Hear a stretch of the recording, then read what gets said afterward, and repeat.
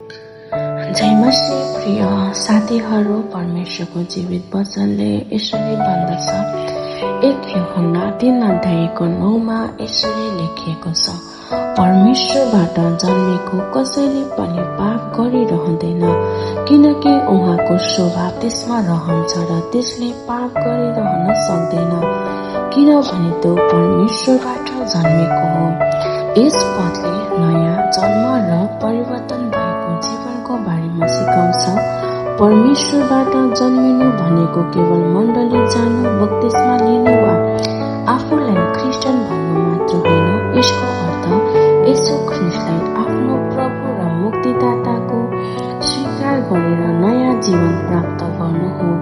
जब कुनै मानिस साँच्चै नै परमेश्वरबाट जन्मन्छ, उसको सोच, विचार, बोली र व्यवहार, जीवनशैली परिवर्तन हुन थाल्छ।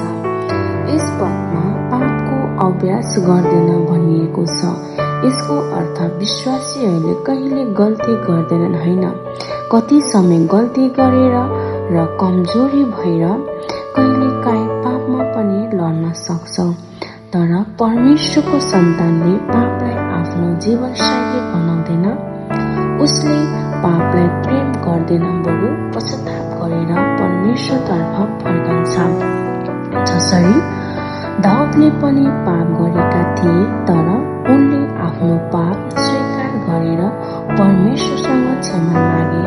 परमेश्वरले दाउदको पश्चाताप देख्नु भएर दाउदलाई पुनः उठाउनु भएर दाउदले हामीलाई सिकाउँछ कि परमेश्वर नर्म र पश्चातापी हृदयलाई कहिले तुच्छ ठान्नुहुन्न।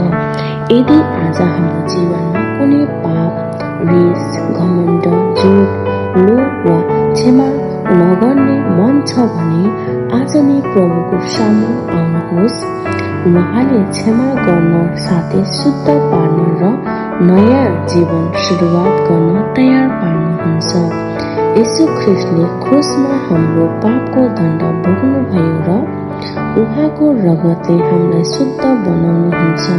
त्यसैले हामीले हरेक दिन उहाँको वचन पढ्नुपर्छ, प्रार्थना गर्नुपर्छ र पवित्र आत्माको अगुवाईमा हिँड्ने प्रयास गर्नुपर्छ। हामी हाम्रो प्रभुको नजिक रहन्छौँ। उहाँले हामीलाई पापमाथि विजय पाउने बल दिनुहुन्छ।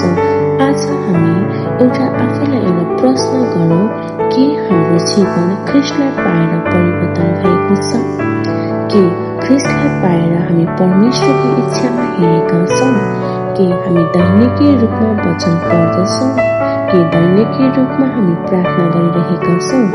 परमेश्वरले हामीलाई पवित्र र प्रेमले भरेको जीवन जिउन सिकाउनु भएको छ, ताकि अरू मानिसहरूले पनि हाम्रो जीवनबाट यसलाई चिन्न सकुन्।